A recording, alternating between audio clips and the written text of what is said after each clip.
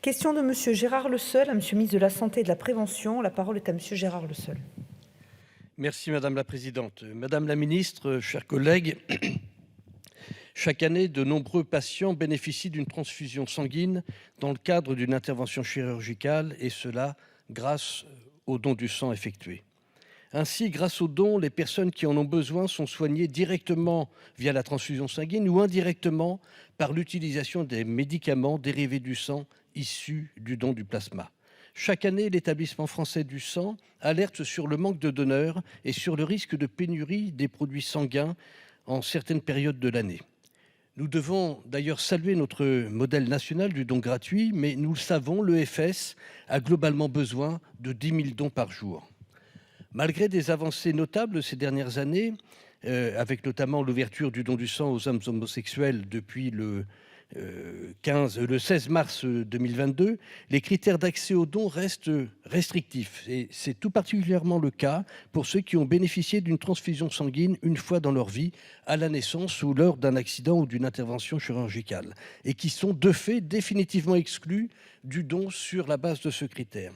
Cette interdiction a été mise en place en 1997 dans le contexte de la refonte de la filière du sang en France. Et depuis, l'EFS dépiste plusieurs agents infectieux avec des techniques de plus en plus sensibles et performantes. Ainsi, aujourd'hui, sont dépistés les agents responsables des virus du sida, des hépatites B, C, de la syphilis et des pathologies associées à l'HTLV. Des tests aussi sont possibles pour la toxoplasmose, le Zika, la leptospirose, etc. Aussi, l'évolution régulière de la sécurité du don vient mettre en question la pertinence du maintien de cette interdiction qui touche de nombreuses personnes et qui, pour beaucoup, souhaiteraient aussi aider à leur tour leurs concitoyens et leur donner du sang. À titre d'exemple, plusieurs pays occidentaux autorisent le don du sang pour les personnes qui ont bénéficié d'une transfusion sanguine après un délai de précaution de 6 mois. En France, le délai est à vie. Face à ce constat, j'ai déposé une proposition de loi qui vise à ouvrir le don du sang pour les personnes ayant un antécédent de transfusion sanguine après un délai de précaution établi par décret et après avis de la Haute Autorité de Santé. Mais je pense qu'il serait utile de fixer ce délai à 3 ans. Donc ma question est simple, Madame la Ministre.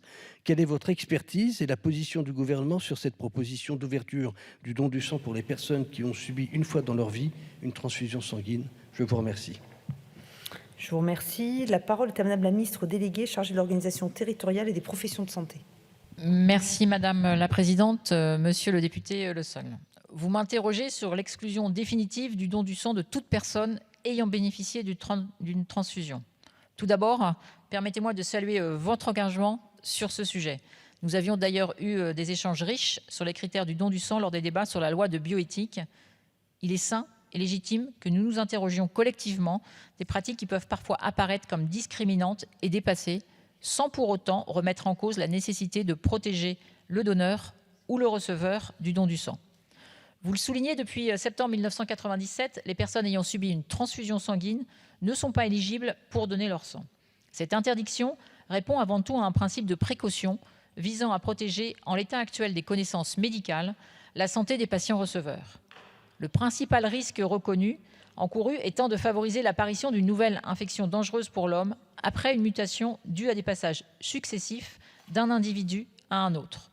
Selon les dernières études menées par l'Agence nationale de sécurité des médicaments et des produits de santé, l'exclusion des anciens transfusés reste une mesure efficace et proportionnée qui ne peut être remise en cause, quelle que soit la date de transfusion des candidats au don.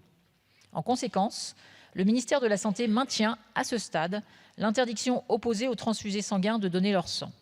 J'ajoute que la Direction générale de la santé, lors du dernier comité de suivi annuel des critères de sélection des donneurs de sang, qui s'est tenu le mardi 5 décembre 2023, a annoncé des travaux à venir sur l'évolution des critères du don du sang qui incluront la question de l'interdiction opposée aux transfusés sanguins.